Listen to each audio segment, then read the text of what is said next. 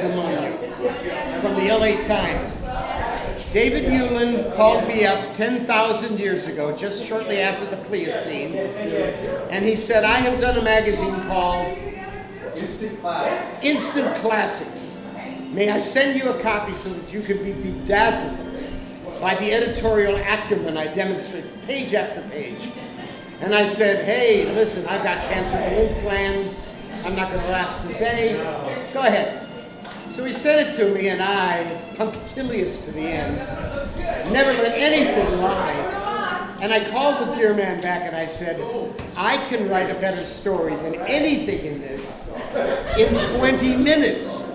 And I proceeded to write a story in 20 minutes called Pale Silver Dollar of the Moon pays its way and makes change. And he published it. You ready in 20 minutes? 20 minutes.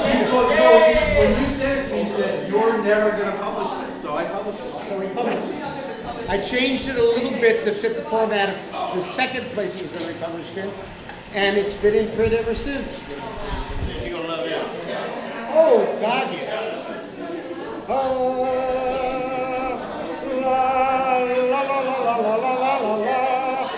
I feel a song coming on. Yes, I confess, I murdered her, ate her cat, and buried them all in the wall. Looks great. Oh, yeah. You happy with that? Just how I like it. Ladies and gentlemen, this is like when my weird senile uncle would show up at the barbecue. All right, folks, Lee, yes, here he comes, folks. Hey, boy, what century is that? Yay! Ladies and gentlemen, please welcome the Judith Krantz of science fiction, Harlan Ellison.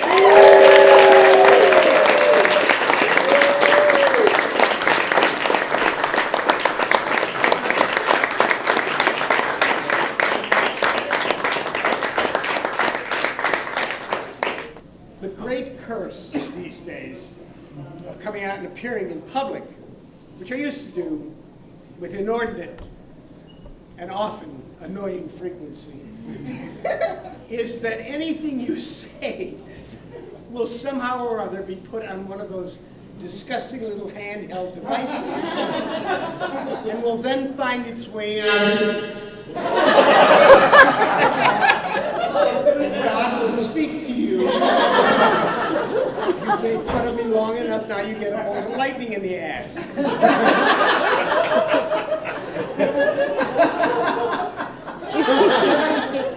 You're a great comedian. You are a great comedian, Pat. Go on about the little folks. Go on about the Yeah, please. If I forget where I am, somebody will remind me. The glass tea. The glass tea. I wasn't speaking about the glass tea. No, I know. Well, then shut the fuck up. I mean, I've had real death threats. I've had guys come after me. I've had guys come to my door with bombs. I've had a guy lie out behind my house with a Husqvarna 30-06 with a Bushnell Phantom scope on it to snipe me out. Caught him.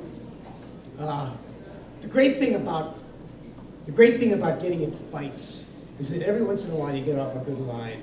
And whether you get the crap beaten out of you or not, if you get off one good line, it's worth the bruises. And I came up behind this son of a bitch who's lying in the tall grass out behind, on the watershed land out behind my house.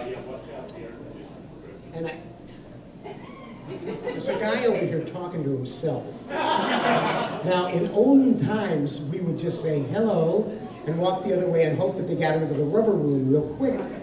But now, can I help you?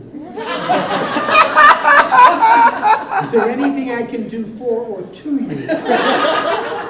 Are you one of the 100 most enlightened men like Wayne Dyer says? Now let me repeat that because it's a question of such Well, I said it wrong. depth. He's a comedian. Wayne Dyer. Wayne Dwyer, very funny. Not as funny as Pat Oswalt. Not as funny as Richard Pryor. Not as funny as Lenny Bruce, but funny. Does that satisfy you? Yes, sir. Okay. You're sure you're taken care I of? love Would my. you like some water? How about an intimate?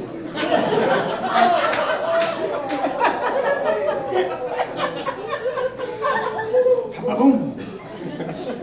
I don't speak enough Italian to curse that well. The guy's lying out in the back, and I went out of my house, which is blind from the back side because there's all watershed behind me and all woodland. And I went down past the houses, down below, into the gully, and came up behind him. And there he is lying there with this Husqvarna, which can put on, I mean, it goes in fairly small, but it comes out like a flying saucer. You're using to bring down elephants. And I recognized the Bushnell Phantom scope immediately, and I just remembered as if it was yesterday. And I put the pistol in the back of his head, and I said, wait for it, I said, you make one move, I'll open up another mouth in the back of your neck. And I stood back from me, and I said, good boy. Then I whacked him, then I took the rifle away from him, whacked him as hard as I could, knocked him out, took his belt, tied up his hands and his feet behind him, and dragged him back to my house through the poison ivy. Okay. Thank you very much. It was very patient with me. I'll see you all outside here.